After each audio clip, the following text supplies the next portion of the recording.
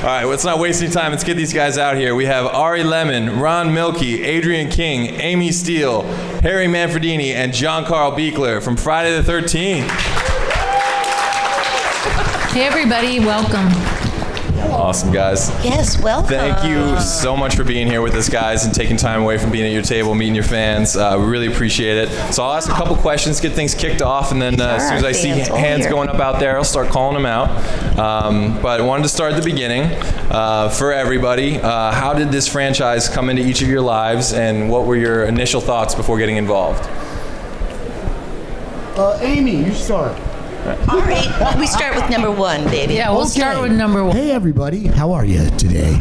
Welcome to Camp Crystal Lake, as it were. I was so fortunate because not far away from here is a town called Westport, Connecticut. It's not too far, you know, considering I live in Chicago. So, and we have the beautiful Long Island Sound there. So, Sean Cunningham had his movie company in Westport, and as a young boy, I kind of wanted to be an actor. So they told me there was going to be an audition at the YMCA in Westport, Connecticut. So I snuck in to the audition. I brought a clipboard to seem official. You know, I was like 10 years old, and I just walked in. 12. And I walked in. I said, "Where's the audition?" "Oh, it's upstairs." Okay, I wrote that down. Upstairs. And then I walked up the stairs, and then they're like, "Hey!" And I just kept going, and they gave me an 80-line role in Sean's movie that you've never seen, which is about a bunch of kids who play soccer and win their orphanage back from the mob. And since nobody cared about soccer in 1979, okay, soon I got another call from Sean. He said, "Ari, I need a little help. You got to come down to the studio. We have another part for you." I said, "Really?" "Oh, sure, Sean." He goes, "Wait a second. Can you swim?" I said, "Yeah, I live right by the Long Island Sound. I go swimming every day." "Oh, you got the part. Great." And so that explains the answer to your question. Who's next? Let's jump in on that. John? Yeah. I'd always been a huge fan of the series and very respectful of every element in every film that came before mine. And when I was asked to make the film, I honestly thought I was going to get fired on the spot, because I said, "Part 7? Are you insane? Nobody wants to see a Part 7. And then I went on to say, I don't want to do a standard stalk and slash. I want it to be innovative. I want to push the envelope. I want to be different. And I think that's why I got the job. So ultimately, it was a standard stalk and slash film, but with a little bit of carry and some magic, and we called it sort of mind over splatter at the time. So had fun with it. Can you hear me? No. Yeah. I had worked for Sean before in another film we won't talk about. Anyway, I had known him, and I liked Sean a lot. He was a great guy, and he had a great sense of humor, and he was easygoing. And I saw an ad in Daily Variety. I was having lunch at a diner in New York City where I live. It said, "Filming now, Friday the 13th, crashing through the glass." Do you remember that ad? It was a small little ad, directed by Sean Cunningham. It was raining that day. I said, let me call him. I called him at home. He happened to be home that day because it was raining. And I said, "Sean, Ron Millkie. Hey, how are you, Ron?" I says, "I see you're directing a movie called Friday the 13th. And he says, "Yeah." I says, "Anything in it for me?" He says, "Ron, I'm sorry, we're cast already. We're shooting now." I said, "Okay, Sean, keep in touch, bye." And I hear, Ron, hold it." And he said, "There's a part that I was going to play." Did you know that? Sean Cunningham was going to play Officer Dorf. I did not. What? Yeah. And he said, "You'd be right for this. I'm going to overnight," this was the day before emails, "overnight the script, and you come on up to Blairstown and audition for me." So I went, took the bus up there, and I auditioned with, they were already filming. Harry Crosby, Kevin Bacon. You weren't there, Adrienne, that day. You were shooting. I was there, trust me. You were there? Whoa, okay. And Janine. Anyway, so I read, and was silence. And then Harry Crosby said, "I'm unduly impressed." I said, "Well, thank you, Guy." Sean didn't say anything. I said, "Oh, I lost this, forget it." So he's walking me up the hill to take the bus home, and he said, "Ron, you got the part. Learn your lines." And I was on the set next week. That's my story. I had the pleasure of scoring a couple of pictures. Actually, I scored the soccer movie that you didn't do. A couple of movies with Sean before we did Friday the 13th, and both of them were less than big successes. And we were having dinner one day in his kitchen, and he says, "I'm going to make this movie called Friday the 13th, and you're going to score it." I said, "Okay." And what was for dinner? What did we have? We ordered out from Mario's. We had fettuccine Alfredo. Mario's in Westport? Yeah, Mario's by the train station. Great Italian restaurant. Great steaks, and fettuccine Alfredo. Unbelievable. And what wine did you have with that? What wine did I have? I had this wine from Oregon. It's called Survivor Syrah, which is quite good. Made by this lady right here. He's going to have another case sent to him. I love it. It's really good. Came in, but I told her, I brought it as a fun thing. We had a wine tasting thing, and I brought a bottle of her Survivor Syrah from Friday the 13th, and I actually came in second place to major wines that people had brought. They're all going Of all prices, yes. All right, anyway, back to Adrienne. Back to me. So, the summer of 1979, the longest summer of my life, because it started out with an open call of every union, non-union actor between the ages of 16 and 29, probably, in New York City, crashing, lining up for this audition for Friday the 13th, and I think I was number 333, whatever, out of massive amounts of talent, and I made the cut. I met the casting director. I met Sean. I met the producers, and it was, like I said, very long process. I had a commercial agent at the time. I didn't even have a theatrical agent who's normally who would put you up for the roles, so you wouldn't have to stand in line. So I made the cut, and I read with all the guys that made the cut, and at that point we auditioned with what they called the shower scene, where Marcy talks about the dream she had in the shower. So that's what all the girls had to read. That was their audition. And and so I read with Harry and I read with Kevin, and they didn't know how I was going to pair up. But then they decided they were going to screen test me for Alice. So lo and behold, I had another callback for the screen test, and that afternoon I got a call from Sean who said, "You're my Alice, and can you swim?" Yeah. "Can you lay in a canoe? Do you mind? Can you do your own stunts?" And I said, yes. And the rest is history. See that? Wow.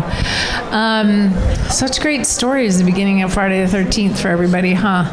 Mine was pretty along the same lines of just, I got an audition. I was living in New York, and I got a call. I was doing a job in the Poconos, and those are the days without cell phones, so I had to call into my agent once a day. And they said, as soon as you get back, you have an audition for Friday the 13th. And Friday the 13th had already come out, and it was really big. and it was for part 2, and I said, oh God, really, I want to do those other films. Didn't Steven Spielberg call me over the week? Didn't John Hughes call me? No. Friday the 13th casting director called me. So I had done a bunch of commercials and some print, and I had done one other film, which I won't name, but so I went. What? I want to see that. No, Harry, you can't see it. You need a special password. So anyway, I auditioned, and I think the scene was at the bar. No, what if there really is a Jason? And so yeah, what if there really is? What if there really is? Ari. So that was the scene, and I think I had gone back a couple times, and it wasn't a very arduous process for me. Not like Adrienne had to go through. So I got it, and I can't believe it's almost 40 years later, and I can't believe I'm sitting here talking about this. If I had known, I would have stashed so many more things in my memory bank and my treasure chest. But thanks for being here. Yay.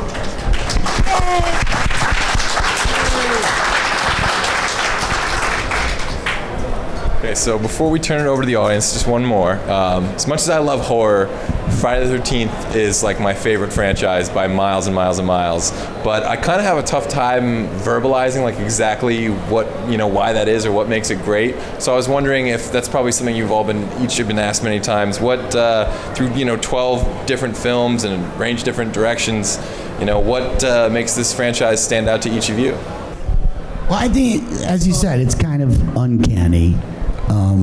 But, first and foremost, the best thing is how devoted the fans of Friday the 13th and Jason Voorhees are. And we owe so much to them, because if it wasn't for, that's, Jason never dies because of the fans, and certainly in the hearts and minds, Jason Voorhees is kind of become part of the whole mythos and legend, alongside all the great monsters of history. So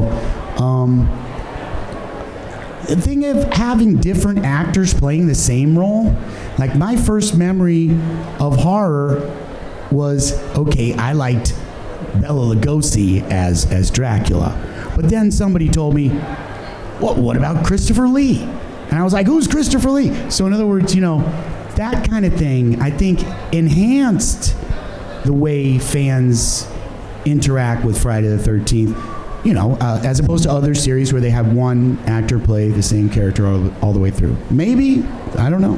Who knows?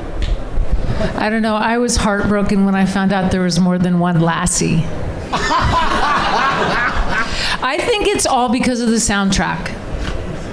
Without a doubt. I'll Ready? get you for that. No, that sound. I'll get you for that. Right, Harry? What'd you say? Whatever you say. Well, I think it truly was the perfect storm. We had the maestro, his incredible music. Yeah, Then we had that music. Oh, and then we had Tom Savini's special effects that still hold up till this day. Then we had the brilliant ability of the swimmer down here on the far end, the first Jason. But seriously, it was the perfect Betsy Palmer. Oh, we're going to say Betsy Palmer. The ultimate mother. Other actresses could not have pulled that off. Yeah, but what's really weird about it is that they're all too young to know.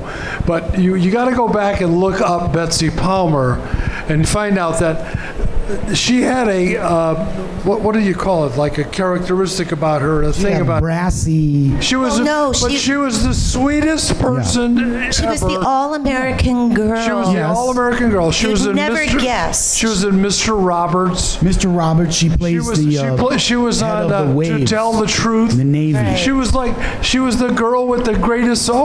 She was the and beautiful, just gorgeous. And when I first saw the picture, she wasn't a vulnerable. She was No. beautiful with that smile. We don't but really have anybody practical like and that. tough. She had a certain It would be like energy. The best I can come up with is like Mary Tyler Moore. Yeah. If But you she could was. think of- She wouldn't do. Oh, Rob. But she wasn't. Yeah, but she was. That's what she was. And I'll never forget the first time I saw the movie, because I wasn't there when they were shooting or anything. And all at once, I saw Betsy Palmer, and I go like, she's the killer. Oh, I don't want to give it away. Everybody saw it, right? And I'm going like, oh. Well, they put her on the poster. I mean, you know. And I just you see went, it's hers. I can't believe it. I mean, it's just completely out of character, and she was brilliant. She pulled it off like no one else Brilliant. could have. She really So that did. was an element of like what they call misdirection. So you think it could never be this character, and there it was. That was the other thing, with Tom Savini, who was incredible. We got time? Go for it. All right, I'll give you two great things.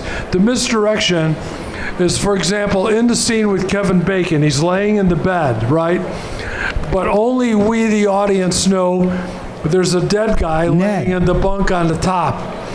So immediately you think that the terror is going to come from the top, because that's where he is. And Kevin's laying there and almost the blood drops, and you're sure something's going to come from the top, and wham, it comes from the bottom, and then the arrow comes up. And there's an excruciating element in that, because when the two characters come together, she says, what about, he's like, I love you or something. And they're like, what about Ned? And he's like, I don't love Ned. And then Ned is dying on the top bunk With the while lightning- they're with the enjoying lightning each other's flashing on them and company everything. together. That's pretty intense, man. And that's the other thing, is like, especially in And Mom is waiting under the whole time. there was, I could tell you a gazillion things. The cast that we had in the first couple, things got kind of out of control, and I don't even want to go into the newer ones, but we had actual actors and we had characters who were actually, each one of them had their own characteristic, Full backstory. full backstory, full whole story about her. And for example, I think the coolest thing is that Amy is the girl who psychs Jason out. And what is it you do for a living? I psych people out. She psychs people out. That's what she does. Anyway, that's one of my favorite scenes to ever score, was the Shay Jason scene where she puts on the sweater and turns into his. I said, this is the scene. There's always one scene that I do like, oh man, this is great. Then there was some great stuff with Adrienne and the guy, John, what was his name? The guy who played Mr. Christie. What was his name? Peter Brown. Peter Brown. One of the very first scenes where he's nailing up the drainage, and you had drawn the picture, which she's also an artist. She's an incredible artist. You did that drawing, right? And he goes, is that what I look like? And she says, that's what you looked like last night. You see how that little line is an actual character. It said something about her and him. And then he walks by and just touches her cheek. You see what I'm saying? It wasn't just cardboard characters who are being, sent to the slaughter. The bell rings every 9 minutes. Bam, somebody's You cared gone. about them. You were invested in each character. And even though Betsy's not here, I'll just tell you this, because I'll show you the genius of Betsy Palmer. There's a scene where Betsy finally encounters Adrienne, and she's explaining the story, and she says, well, Jason was my son. And she says, he wasn't, today is his birthday, and he goes, he wasn't a very good swimmer, remember? But she smiles when she says it. It's not, she knows that he drowned. He wasn't a very good swimmer, and she smiles. It's like, She's crazy. She knows it, and she doesn't care. All three in one flash of a second. I mean, that's one of the reasons why everybody jumped into that picture, because there was so much character, and it was written in, and it was acted by these people. And now when you see it now, it looks like 6 people got off the runway, and again, they were just there to be. They don't have characters. Every one of the people in that film, they all had a character. I could go through every one of them because I felt every one of them. Anyway, I'll shut up. Oh, no, that was good.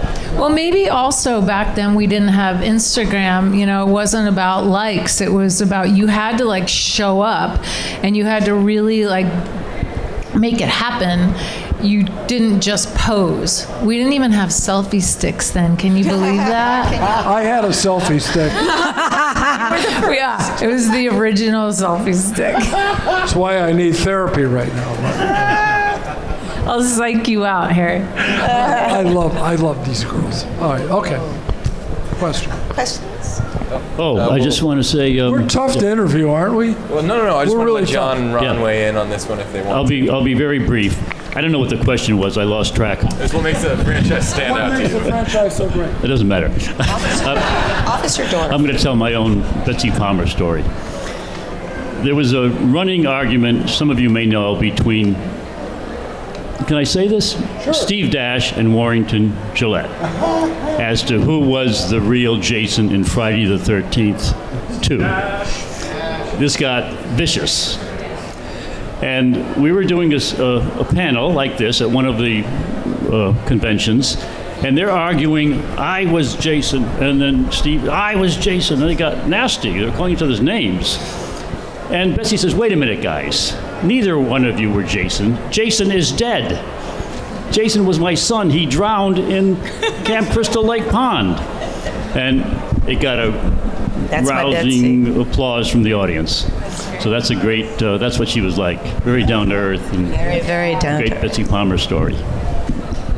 What makes a franchise? What makes a lasting franchise that is remembered and is revered by the fans?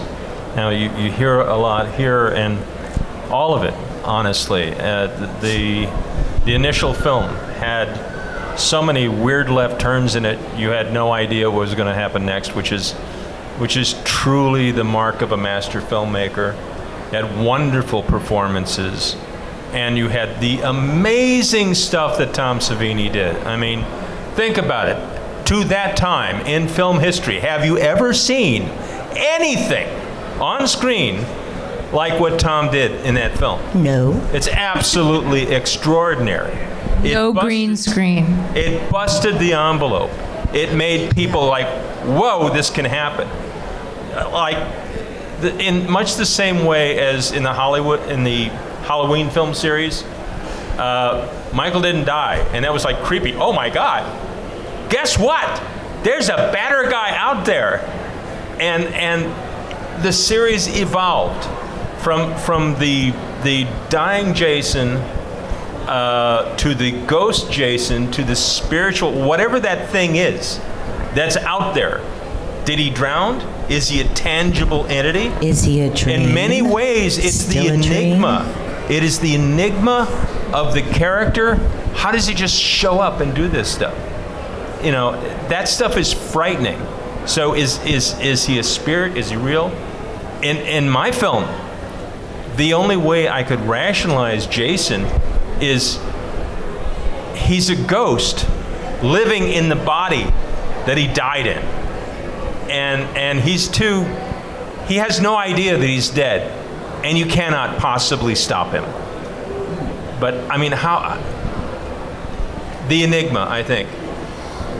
Why is he the way he is? You never want to know that stuff, and it's never truly explained until, the remakes and all that. And you don't want to know that. You really don't. It's better to keep the mystery alive.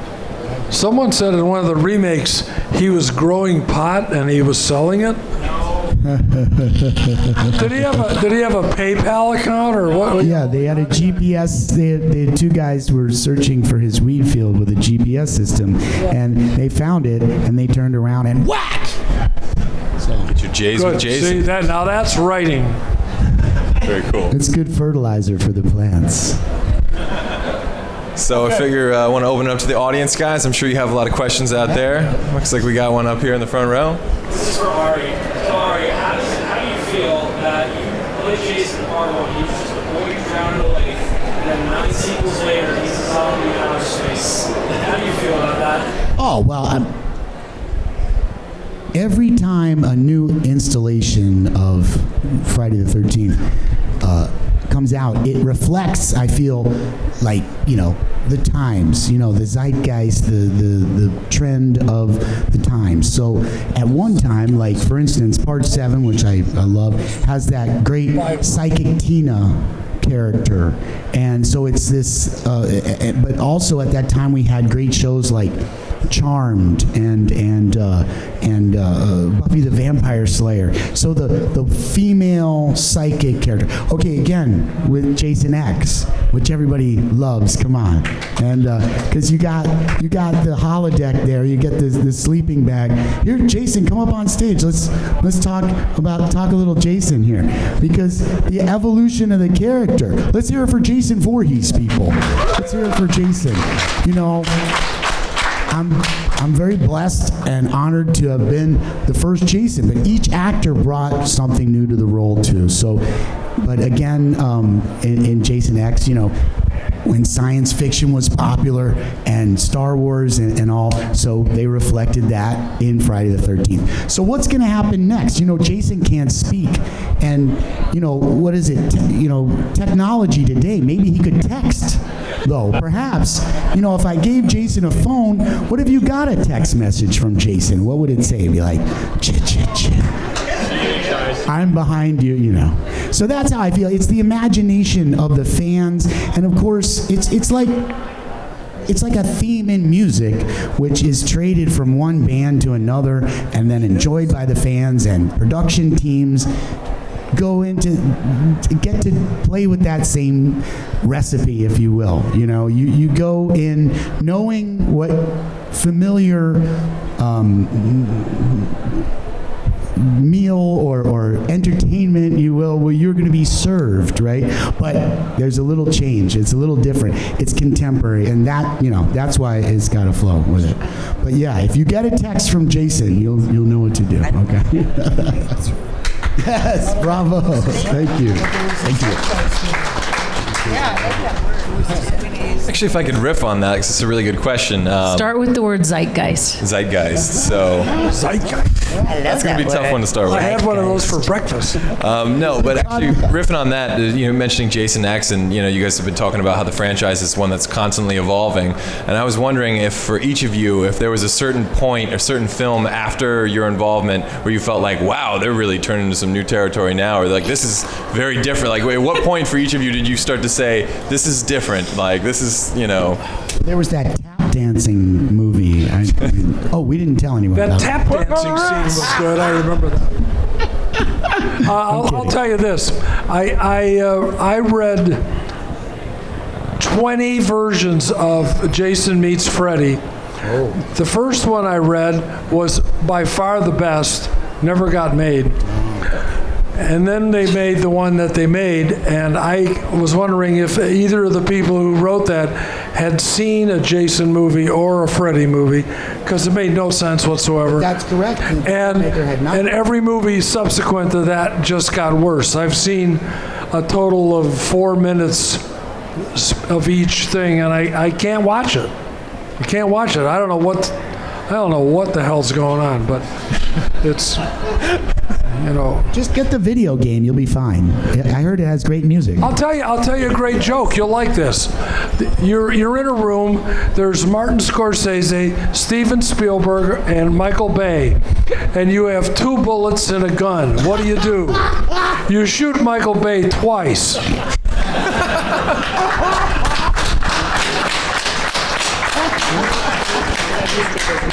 That's a Hollywood joke. You could run for president on that. Did anybody else want to weigh on that when they felt like the franchise had veered Michael, into are you here? Anyone want to weigh in on shooting Did you Michael? know actually that Michael Bay, when he was first, This is great. Let's crap on Michael Bay. well, no, I don't know if you all, I'm not crapping on him personally. Could be Dish. No, he actually had his people reach out to Betsy Palmer and my convention manager to ask if we would be interested in reprising our roles at the top of the 09 release reimagining. And we said, of course we would. I mean, no question about it, wouldn't we love to get involved with something like this? And then a week later, they pulled the plug on anyone from the original being involved in it. And I just think they lost so much with that decision, because it would have been so nice. I love the idea that they brought in some new blood and a new viewing audience for the 09. But I think they missed an homage to the original fans of the first one. I just thought it'd be so cool to have Ari and me and some of the Jasons sitting in the diner scene, you know, maybe be waitress or a cook, and I could be Wheeling Betsy and whatever. I just thought, how much fun would that be for everyone? But didn't happen. questions out there, guys?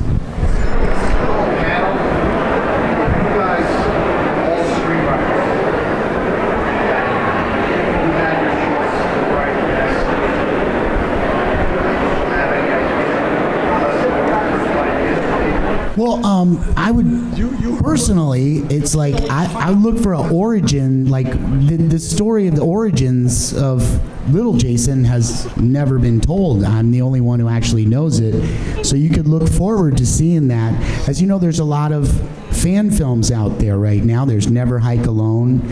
There's Voorhees. There's Vengeance. I'm sure you guys have heard of some of these.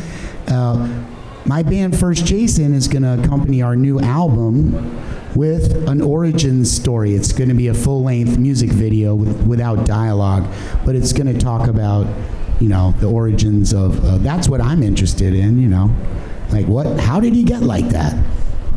I actually, no joke, I actually wanted to do Friday the 13th Part 7 Volume 2, where Tina is now 30 years older, in an asylum. She has a daughter with telekinetic powers. There is old Dr. Cruz in a wheelchair. He did not die from his attack from Jason. And he starts abusing her in much the same way he did when she was a teenager. And his daughter gets wind of this, resurrects Jason, brings him to the asylum, and goes after him. That's one of the things I thought I would like to do, because I don't know. I think that the movies that Paramount were involved with all along, I think that there's a wonderful continuity there, where it evolved, and there was a lot of respect that went from one movie to another to observe the not just the franchise, but the story and the legend and the mythos. And I would just like to go back, much the way Carpenter is going back and preserving the Halloween legend. I'd like to continue from kind of where we left off. Sean Cunningham and I used to have a laugh over, there was a comedy writer who proposed a movie called Jason versus Officer Dorf. And Sean said it would never work because you guys don't like comedy and horror, right? You want the pure stuff. So originally, part one, when part one was done, Sean had said, so Alice can come back, wake up from the dream, but then she's in a post-traumatic dream, and all that we see and seem is but a dream within a dream. And part two is actually Alice's post-traumatic stress dream, and you see she met Ginny when she had this problem, and Ginny was her therapist in school, and she had this incredible dream, and then they woke up and they fought Jason together because he really did exist. And he witnessed the murder of his mother. I want to see all these movies a lot more than anything that came out this year. Like, these all sound amazing. Would you have any ideas, thoughts? Well, of course, I'd have to gather all the women because we need the powers of all of them, the kinetic powers. We need, so I'd start with all the final wig girls, and we'd kick some ass. And then we have to bring in all the Jasons because, it would be way too boring. We could all take one Jason down in 5 minutes. So we'd have to bring them all in, and yeah, it'd be really good, wouldn't it? I like that, but they better hurry up. Expendables of Friday the 13th. It'd be incredible. Yeah, we better hurry up because we'll all be on walkers soon. Yeah. Did Harry get a chance to weigh in on that? No, I'm. Harry said enough today. I'll tell you, I have no. Unless you're gonna sing and dance for us, Harry. Tap shoes. Yeah, well, I've seen so many scripts at this point, it's all a blur. I've read so many. Is there a Friday the 13th I've read so musical? many scripts on this. It's crazy. Unbelievable. Is there a Friday the 13th musical? But what about the video game? I mean, you did all the music for the video game, and that is like a new story in a way. I would predict that the next Friday the 13th is going to be based on the interaction of the fans and that game, because they're creating new storylines all the time. Playing camp but the game is nixed. The game's done. It's not done. I have yet to play the game, but I hear it's great. It's the most accurate reincarnation of the series yet. They can't add new stuff, Amy. They can't add new stuff. They're going to. Well, as soon as everything clears up, they're going to. I've already written it, so I know they are. Oh, but it's secret. Don't tell anybody. Did you just tell me that? I have so many gamers out there to be so happy. Fake news. So that's under the. We're not supposed to mention that in public. You and me. Okay, you guys. And these guys. Well, we're almost out of time, guys, but before we wrap it up, I want to give you guys a chance to plug anything you have upcoming. Is there any projects or appearances upcoming, place for fans to catch you guys next or follow you online, perhaps? Of course, First Jason, my band, our new album's coming out, Lord of the Lake. Check it out. Lord of the Lake. Got a new movie coming out. I'm in post-production on it called Wizard Dreams with Malcolm McDowell and Ernie Hudson and a rising cast of young stars. Monsters, mayhem, giants, trolls, ogres, all kinds of cool stuff. And I'm writing another script, so.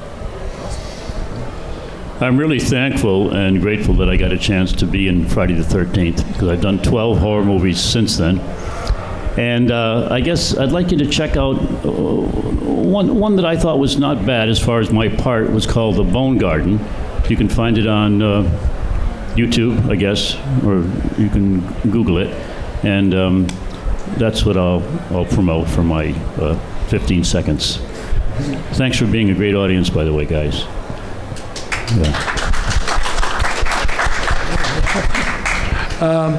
I'm starting another game called Hide or Die, I think it's called. And it's another multiple player game. It's 16 players at a time. And you can not only be the good guy, but if you don't watch out, you could turn into the bad guy. And it's I hate to say it, but it's even cooler looking than the Friday game. And I think Tom's going to be involved with it. But they're just getting started. But it's a pretty cool game. And I'm doing a movie, a fun movie, because it's all people I know, friends of mine, and I'm going to be in it too. Woo, really? Yeah. Tap dancing? I play me, tap dancing in a record store. It's called Vinyl Redemption. Get it? Vinyl. Get it. And but it's real. It's kind of a horror movie, but it's kind of like Wayne's World meets a horror film. And I'm doing a little TV. What I hope to be is an anthology for kids like 10 to 12. Little short scary films, kind of like Goosebumps, doing 50 of those. And then I'm doing a movie with Sean about a piano teacher, a very sweet story about somebody who's going to pass away and that their life is really good. Sean's... It's nice to see you're slowing down. Yeah, I'm slowing down, yeah. And then tomorrow... No, okay. No, go for it. Tomorrow what?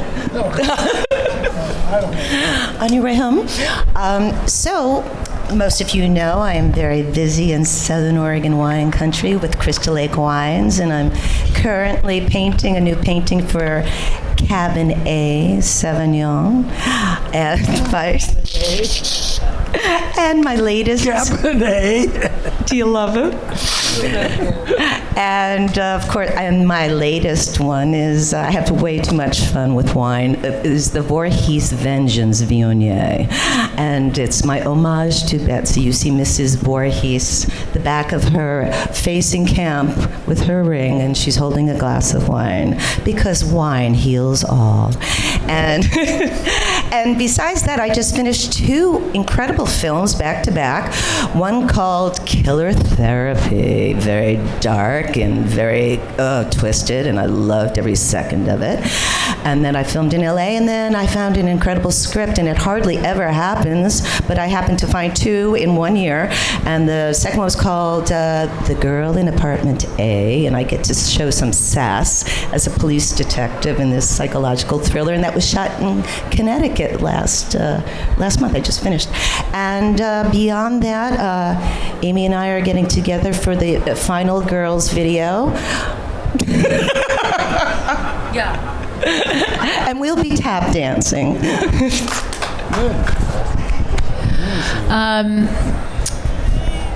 Yeah, so Adrienne just finished a film that once again trashes psychotherapy, makes this therapist this horrible human being that ruins somebody's life. Go figure. Never happens. Hardly ever happens to anyone. Yeah, so there are those people out there, but hey, I will plug that there are some good therapists as well. And I will second that. Aside from that, I'm waiting for the phone to ring on Hide or Die video, and I'm waiting for the phone to ring on the Friday the 13th musical. And I'm waiting for the phone to ring on more of the video that's coming up. But aside from that, no, really, I'm not really in the business anymore, except for coming out to these conventions and meeting and seeing all you guys and kind of pretending that I was 21 at one point. Well, I was 21 at one point, but pretending, kind of going back at that time and kind of revisiting those younger years. So thanks so much for being here. It's really good to see all you new faces and familiar ones. Yes. Thank you, everybody. It's all because of every single one of you, so thank you. And we do appreciate our fans.